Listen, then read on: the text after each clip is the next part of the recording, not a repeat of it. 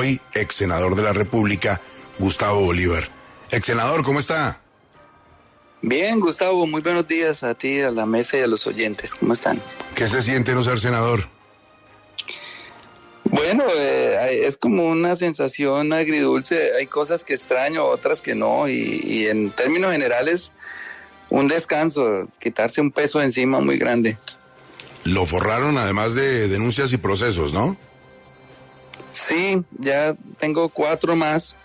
He tenido 98 durante mi paso por el Senado. Ya imaginarán que eso supone casi estar todas las semanas metido en un tema jurídico.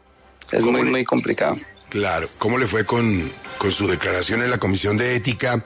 ¿Qué pasó en ese escenario que solo tenemos la parte y el punto de vista de la comisión, pero nos falta la suya, saber qué fue lo que reveló, qué contó, qué de interés para este asunto pudo compartir con ellos?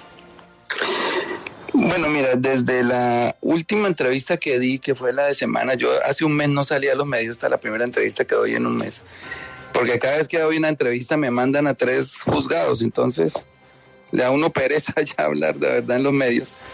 Entonces he tenido 2 citas en la Fiscalía, una con la Procuraduría, una con la Corte Suprema y una con la Comisión de Ética, 5 en este mes. Tengo que volver la semana entrante, ya de forma presencial, porque todas las he hecho de forma virtual. Y no ha pasado nada, y ni va a pasar nada, ni con la comisión, ni con la investigadora, no va a pasar nada. Mientras las víctimas no se decidan hablar, he respetado mucho su silencio, porque entiendo que tienen miedo de enfrentar poderes que en este país matan y que en este país anulan a la persona, y de tal vez enfrentar la palabra de una humilde contratista contra un poderoso senador, pues yo entiendo que por eso no hablan, pero mientras alguna no se anime a hablar, aquí no va a pasar nada. Van a seguir los abusos, tal vez se han disipado un poco por el escándalo, pero van a volver, y esa es la realidad de este país. Usted tiene toda la razón. Mientras no hablen no va a pasar nada, y deberían hacerlo con algunas condiciones de anonimato, algunas garantías que se les den para saber qué fue lo que pasó, pero mientras no hablen, el senador, no habrá nada, y como usted dice, cuando pase la polvareda, otra vez, ¿no? Sí, no, eso sigue, eso continúa. Miren qué pasó con el juez que denunció a Eduardo Pulgar. Le tocó exiliarse, pasar malas penurias aquí en Estados Unidos, y el senador Pulgar ahora tiene casa por cárcel, y dentro de poco sale, y entonces el tipo ya no tiene que estar cerca porque quién sabe qué le hagan. Es muy complicado, y la gente creerá que exagero, y de hecho me han lapidado por hacer las denuncias, pero si alguien no decide enfrentar estos poderes, esas mafias van a seguir enquistadas ahí, haciendo y deshaciendo con este país, no solamente desde el punto de vista moral y del abuso de las mujeres, sino desde el punto de vista económico, financiero. Es una cosa terrible que seguramente algún día va a caer, pero se va a demorar, Gustavo, eso no es tan fácil. Lo hemos visto viajar mucho últimamente, ha estado en muchos países, ha recorrido muchos escenarios, y lo veo reuniéndose con muchos alcaldes además. ¿Y eso por qué? Bueno, porque pues hay la posibilidad de que me lance a la alcaldía de Bogotá. Todavía es una posibilidad que no logro concretar. Y eso requiere una preparación. Entonces he ido a ver cómo funcionan las grandes ciudades. Estuve en Nueva York, en París, en Londres, hablando con funcionarios de esas ciudades. Me reuní también con la alcaldesa de París, ver esas transformaciones que han tenido esas ciudades, cómo han manejado la movilidad, porque ese tema de la movilidad no es un tema exclusivo de Bogotá, es un tema mundial, de la proliferación de los autos, que no solamente traen consigo la gran contaminación, sino también la pérdida de tiempo para las personas que se transportan. Entonces, he estado haciendo la tarea por si de pronto puedo dar el paso, porque todavía no he podido cuadrar las finanzas para dar ese paso. Bueno, yo tengo establecido por una fuente de altísima confiabilidad que incluso en la reunión del señor presidente de la República con el expresidente Álvaro Uribe, el presidente mencionó su nombre como el candidato clave para la alcaldía de Bogotá. Ahora, el otro día leía que alguien decía, pero si no le alcanzó el sueldo de senador y se retiró para ir a hacer libretos, menos le va a alcanzar el sueldo de alcalde de Bogotá y se va a retirar también. ¿Qué les dice a ustedes? Que tiene toda la razón. Es que yo tendría que tener un ahorro, y es lo que estoy haciendo. Yo ya estoy escribiendo un par de novelas. Yo tendría que tener un ahorro para vivir 4 años con un sueldo que es la tercera o la cuarta parte de mis gastos. No lo estoy diciendo de manera odiosa, pero desafortunadamente los impuestos, la misma reforma tributaria que yo ayudé a aprobar con el impuesto al patrimonio y todas esas cosas no me dan, la cifra a mí no me dan, y yo no tengo hígados para robar, para ir a decir, no, tranquilo, yo vivo 4 años ahí con 2 negocios que hagan, no tengo esos hígados. Y tampoco para entregármele a los contratistas que obviamente se ofrecen. Yo cuando he dicho estas cosas en público, que estoy mirando cómo cuadro mi finanza para vivir 4 años, porque eso sí es entregarse 4 años, 7 días a la semana y 24 horas, pues se ofrecen a financiarlo a uno, pero ¿a cambio de qué? Entonces terminaría yo siendo un político igual, que se financia con los contratistas y llega ya a su cargo pues a entregarles contratos, y eso tampoco lo haría. Entonces, si yo no logro tener unas finanzas sanas por 4 años, porque otra vez a sufrir como hice estos 4 años en déficit, no puedo andar. Entonces, si no logro cuadrar esa finanza, pues sencillamente yo no me muero por tener cargos ni nada, pues digo que no. Y si logro cuadrarlas, pues digo que sí. En esa estoy, Gustavo, la verdad por eso no me animo. Hay mucha gente que me dice, mira, que ya se lanzaron los candidatos de la derecha. Le digo, bueno, que les vaya muy bien, que hagan bien su campaña, los felicito. Yo hasta que no tenga cuadradas esas finanzas muy bien, no puedo dar ese paso. Señor cuasi precandidato a la alcaldía de Bogotá, ¿qué hacemos con las finanzas de la primera línea del metro? ¿Cómo las manejamos? Bueno, mire, yo creo que gracias a la terquedad del presidente Gustavo Petro, nosotros vamos a poder tener una línea del metro soterrada, por lo menos en la avenida Caracas. Y yo sí le pido a la ciudadanía que entienda de qué nos estamos jugando acá. De la misma manera que he visitado ciudades, yo conozco más o menos 25 líneas de metro en todo el mundo. Y la que vamos a hacer es una línea del siglo XIX. Es lo que hicieron cuando no había las técnicas y las tuneladoras y bueno, etcétera, en el siglo XIX. Hoy nosotros en el siglo XXI no podemos hacer un metro del siglo XIX. Ese cuento de que es más barato, de que se puede observar el paisaje, etcétera, eso es un cuento forzado. El mismo Peñalosa lo dijo en 2012 en varios tweets. Los trenes elevados oscurecen las ciudades. Los que han ido a Nueva York, a Queens, lo pueden constatar. Pasan por unas calles que oscurecen las casas. Él mismo dijo, sirven de atracaderos, y yo le complemento, van a servir de techo a muchos desplazados que hay desafortunadamente en este país, a muchas personas que hay sin casa. Y eso es lo que se va a ver en un país desordenado como el nuestro, con una informalidad del 58%, lleno de vendedores. Eso no es. Nosotros lo que le estamos diciendo a la ciudadanía es, si ya esperamos 70 años para tener un metro, ¿por qué no esperamos 2 años más que se retrasaría la obra para meter por la Caracas el tren subterráneo, liberar espacio en la superficie, tener ciclovías, jardines, recuperar esa avenida tan emblemática para Bogotá? Yo creo que vale la pena darse la pela.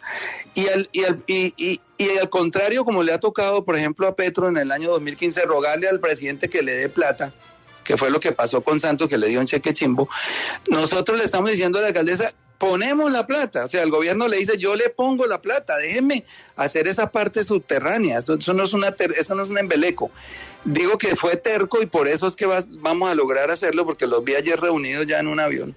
Y yo sé que eso va a terminar en eso. Yo sé que vamos a poder modificar el contrato y que por lo menos la parte que pasa por el centro y Chapinero sea subterránea. Son como 6 años, doctor Bolívar, no 2. Pero bueno, vamos a ver en qué resulta eso. No, le quiero preguntar por un tema de actualidad. Usted como alcalde, ¿qué prefiere? ¿Un parque o un colegio para 1.060 niños? Y se lo pregunto porque hay concejales de su partido que están promoviendo las protestas que ya se están tornando en otra cosa muy maluca en el barrio Marsella. Además, le tiro un dato. Ese predio lo designó para construcción de colegio el entonces alcalde Gustavo Petro. Bueno, pero antes le refuto un poquito lo que me dijiste de los 6 años. entre el viaje que hice, atravesé el Canal de la Mancha en un tren que se sumerge hasta 115 metros entre el mar. Y se hizo todo el Canal de la Mancha que tiene. Todo el túnel del Canal de la Mancha tiene 39 kilómetros y se hizo en 6 años. ¿Por qué modificar 8 o 9 kilómetros va a durar 6 años más? Esa es la parte que yo creo que le dicen mentira a la gente. Puede que sean 2 o 3, ya hasta ahí creo. Es decir, si el elevado se iba a tardar 8, como dicen ellos, que me parece mucho, o 6, pues subterráneo puede tardarse 10. No creo que sean 6 más, pero bueno, eso oiga, no vaya a poner el deprimido de Bogotá como ejemplo, porque eso era una cuadra y se demoraron 10 años. Sí, pero eso fue por temas de corrupción. Bueno, lo del colegio, mire, las ciudades tienen que organizarse. Nosotros tenemos una ciudad muy caótica y no hemos definido qué tipo de ciudad queremos. O queremos una ciudad para los carros, y en ese caso, pues ahí el ejemplo está Miami, una ciudad con muchas autopistas, muchos puentes, pulpo, etcétera. Uno tiene el carro en la puerta de la casa y va a comprar la crema dental allá a la esquina en un carro. Eso es una posibilidad y esa ciudad funciona bien. O una ciudad con buen servicio de transporte público, que es una ciudad como París, como Nueva York, como Londres, que tienen 10, 20, 30 líneas de metro y cualquier esquina encuentra uno metro. Allá tampoco tenemos esa circunstancia. Y para poder ordenar las ciudades uno tiene que decir descongestionar el centro de las ciudades, que eso son teorías que he aprendido en estos viajes, se llama el policentrismo. ¿Cómo hacemos para que 60 universidades no estén en el centro, todo el gobierno, todo el consejo, toda la administración distrital, todo esté en el centro? Eso hace que el 80% de la ciudad viaje hacia el 10% de la ciudad todos los días, y ahí es que aparecen los trancones. Entonces uno lo que tiene que hacer es, no crean que no tiene que ver con la respuesta del colegio, uno tiene que hacer es que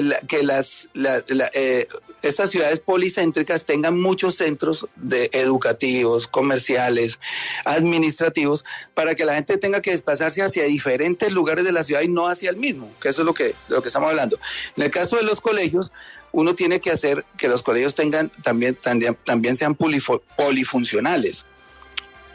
He visto que en algunas ciudades los han abierto como parques. Por ejemplo, los colegios tienen instalaciones deportivas y un colegio se cierra el viernes y se vuelve a abrir el lunes. Ese colegio debería ser funcional a la comunidad también como parque y abrirse el sábado y el domingo para que los niños vayan y jueguen y etcétera.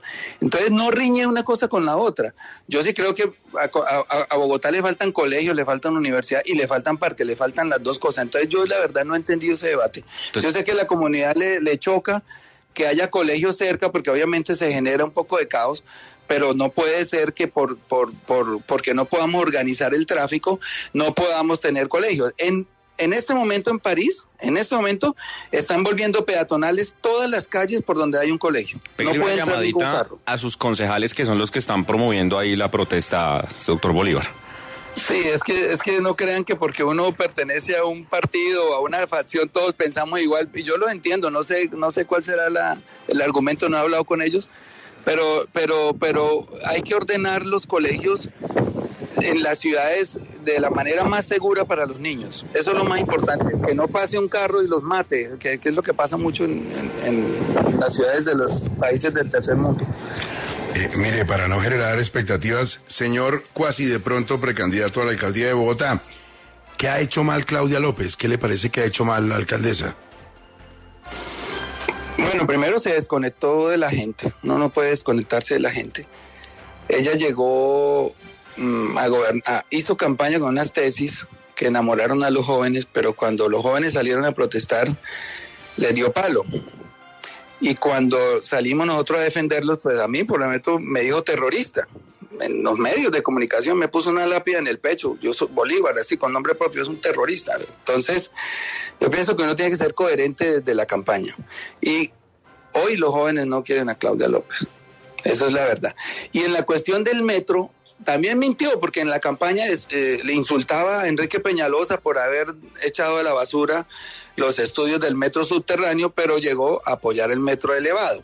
Entonces esa incoherencia le puede costar. ¿Cómo la remedia? Pues, hombre, sentándose como hizo con el presidente, esas mesas técnicas pueden arrojar como resultado que sí se puede modificar ya no el trazado, que es otro exabrupto, tener 1 metro encima de un Transmilenio, pero sí por lo menos la condición de metro subterráneo en una zona. Yo creo que por el bien de ella, si ella logra que podamos tener 1 metro subterráneo en esa parte de la Caracas, a ella misma le va a ir bien con la historia más adelante, porque cuando ese metro se degenere, siempre van a tener en la mente a Peñalosa y a Claudia. Mientras que si ese metro se hace elevado, subterráneo, seguramente van a decir, mire qué lindo quedó el metro que hicieron Peñalosa y Claudia, con la terquedad de Petro. Ahí sí tienen que entrar Petro al bate de la historia. Con toda la experiencia que tiene usted en materia de cómo funciona el Congreso, creo que Diana le quiere hacer una pregunta muy concreta de algo que nos tiene pensando a todos los colombianos. Diana. Pues es que, senador, usted ya sabe cómo se mueve el Congreso. Usted ya sabe que allá lo del debate de las ideas difícil y más bien lo de los acuerdos y las componendas. Y usted mismo lo denunció muchas veces. ¿Usted cree que en época electoral, conociendo ya cómo se mueve el Congreso, le va a pasar la reforma a la salud a la ministra Corcho? Sí, yo creo que la reforma pasa precisamente porque estamos en época electoral. Los partidos políticos en Colombia viven del clientelismo, de esclavizar electoralmente a los empleados públicos. Y hoy esos partidos políticos tienen unas cuotas muy altas en el gobierno, eso la gente lo sabe, no estoy haciendo aquí ninguna denuncia. Y ellos no van a perder esas cuotas burocráticas en un año de electoral. Entonces yo creo que eso solo, por decirles, por nombrar algo, el Partido Conservador. El Partido Conservador mantiene en Colombia un sinnúmero de entidades, no tengo el dato, pero más de 100. En las regiones, que el ICBF de no sé dónde, que el SENA de no sé cuál, las entidades descentralizadas tienen en cada departamento muchas entidades o sucursales y muchas de ellas están en manos del Partido Liberal, del Partido de la U, del Partido Conservador, etcétera. Ellos no van a perder eso en un año electoral. Entonces yo por eso confío que, a pesar que sea por eso y no sea un debate de ideas como dice Diana, pero por ese solo detalle yo creo que las reformas van a pasar, y sobre todo porque ya veo que se está flexibilizando un poco con esta reunión que tuvo el presidente ayer con las EPS, se está flexibilizando un poco el tema para hacerlo mucho más progresivo y no tan radical como se pensaba, digamos un salto de 100 a 0, sino yo entiendo es que ahora van a de repente darle la oportunidad a las EPS que han venido funcionando bien a que continúen, y las que no, pues que desaparezcan, porque lo que sí tiene que quedar claro es que el sistema no está funcionando bien, que porque a nosotros nos atiendan perfectamente en Bogotá, en Cali o en una ciudad mediana, no quiere decir que los demás colombianos tengan buena salud. Eso no pasa en los territorios, allá la gente tiene que sufrir para que lo atiendan en un hospital donde a veces no hay materiales para atenderlo. Entonces, uno tiene que ser empático con las personas que no tienen buena salud. Porque nosotros tengamos buena salud y porque a nosotros nos funcione bien la prepagada o la EPS, no quiere decir que al resto del país le funcione bien. Y mientras a todos no nos funcione bien, el sistema está mal. Y hoy el sistema está mal porque las EPS, que eran la intermediación, las que recibían el dinero del gobierno para pasárselo a las IPS, pues se quedaron con él, la mayoría. Se lo robaron, lo malversaron, y esa plata no llegaba finalmente a la salud de los colombianos. El senador Gustavo Bolívar, si se convierte en alcalde de Bogotá, ¿cómo será su relación con la primera línea? ¿Con los jóvenes de primera línea? Sí, señor, no con la primera línea. O con la primera línea del metro. No, esa ya quedó chuleada, con los jóvenes de la primera línea. No, mire, los jóvenes les hace falta oportunidades. El gran problema que tiene Bogotá hoy tiene dos problemas mayores, que son la movilidad y la inseguridad. Y la inseguridad se supera con oportunidades para los jóvenes. Si ustedes miran, pues la mayoría de delincuentes son jóvenes. Tú no ves ahí un anciano robando a una señora, tú siempre ves a jóvenes. ¿Y por qué roban? Porque es que es muy difícil vivir sin tener con qué comer. Eso tiene uno que entenderlo. Si uno se pone en los zapatos de los jóvenes, si uno se da cuenta que viven en la desesperanza, que hoy se levantan y no saben qué tienen que hacer, que si van a estudiar tienen que ir a pedir un préstamo del ICT y llevar fiadores y que le cobren intereses, que es algo que también estamos tratando de corregir, y de repente van a ir a pedir un trabajo y que no tienen experiencia o que no hay trabajo, es muy difícil, uno tiene que comer. Entonces yo creo que este sería un gobierno para los jóvenes de Bogotá, porque si nosotros atendemos correctamente a los jóvenes, si les damos las oportunidades, si los ponemos a trabajar y a estudiar, pues ellos no van a tener el pretexto de tener que salir a robar y a matar a alguien por un celular, que es muy triste lo que está pasando hoy en Colombia. Miren, allá entre las reuniones que tuve en París, es algo que no he publicado, de pronto lo posteo esta noche, me encontré con un señor que tiene una fundación patrocinada por el gobierno francés. Él es un señor que le habla al oído a Macron. Y él convoca a los jóvenes de todo el mundo a pensar el futuro.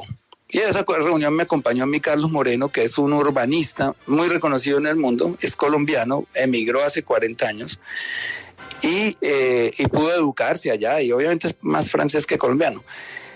Y me dice el señor, mira que entre las convocatorias que hacemos casi no llegan propuestas de colombianos, de jóvenes colombianos.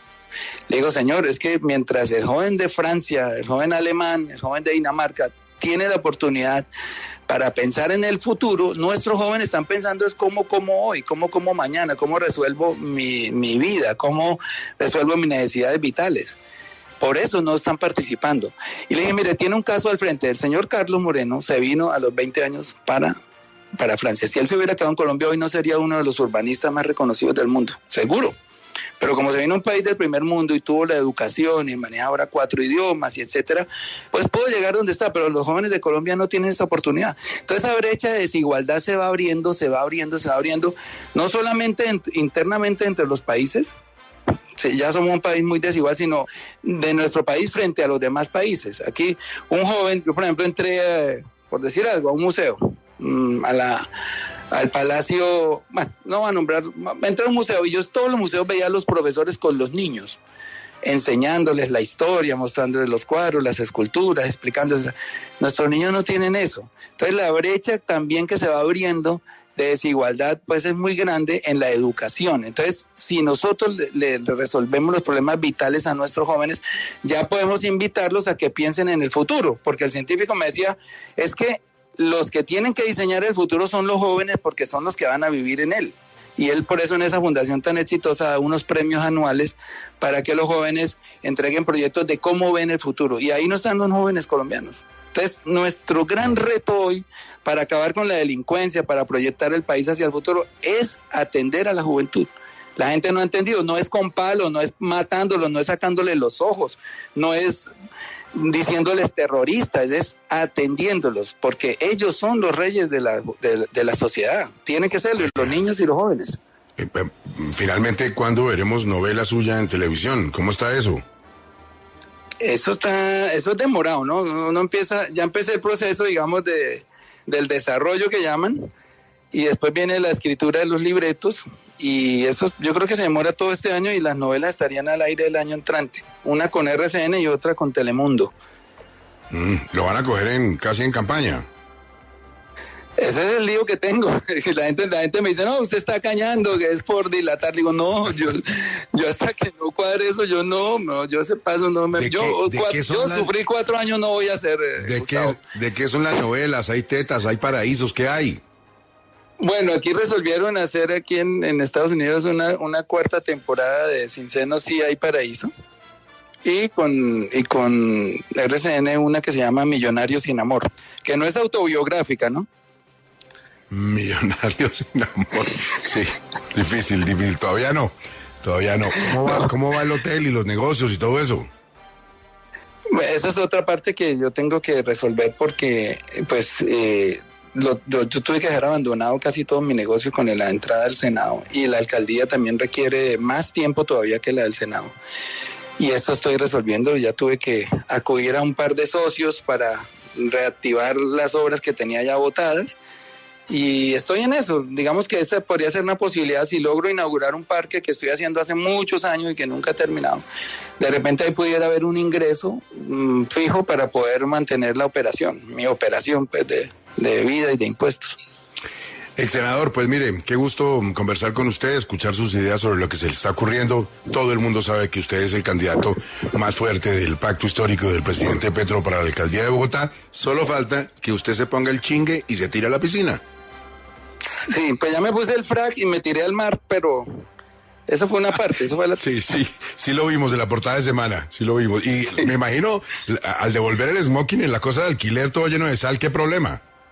No, era de un amigo que me lo prestó. Senador, muchas gracias, un abrazo, cuídese mucho. Bueno, Gustavo, y a todos ustedes, mil gracias por la atención, amables.